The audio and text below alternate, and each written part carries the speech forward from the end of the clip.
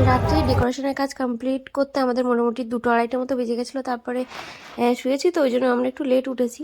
আর ততক্ষণে আমার শ্বশুরবাড়ি থেকে সবাই চলে এসেছিলো, কারণ গৃহপ্রবেশের যে পুজোটা সেটা একটা টাইমলি করতে হয়। তো ওনারা একদম টাইম মতো চলে এসেছিলেন। আর আশেপাশে যাদের নিমন্ত্রণ ছিল সবাই মোটামুটি টাইম মতো পৌঁছে গেছিলো। আমি মানে রুমে আমি ছিলাম জায়ের বাড়িতে, ওখান থেকে এসেছি। আমি রুমে ঢুকে দেখি অলরেডি ভোগ রান্না শুরু হয়ে গেছে। ভিডিওটা যদিও আমি নিইনি, যে নিয়েছে হরিজেন্টালি নিয়েছে, একটুখানি অসুবিধা হচ্ছে দেখতে। আমি শর্টস হিসেবেই আপলোড করব, তো লম্বাভাবে নিলে ভালো হতো। তো যাই হোক, এই যে ছোট রুমটা, বেডরুমটা, এখানে হচ্ছে গোপাল সেবা। এখানে অলরেডি গোপালের সেবা দেওয়া হয়ে গেছে।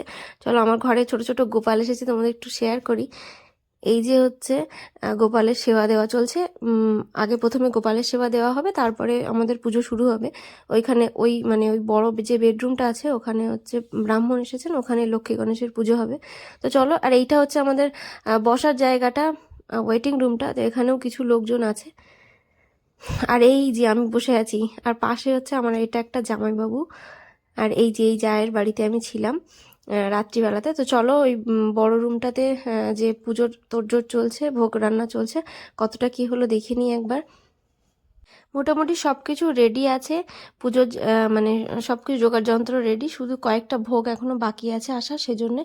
আর আমার শাশুড়ি মা বসে আছেন, আর এখানে পুজোর কাজে কেউ কেউ হেল্প করে দিচ্ছেন। এই যে হচ্ছে আমাদের ব্রাহ্মণ। তো চলো, পুজো শুরু হবে কিছুক্ষণের মধ্যেই। এই ভিডিওটা এই পর্যন্ত রাখছি, পরের ভিডিওতে দেখাবো কি হচ্ছে না হচ্ছে।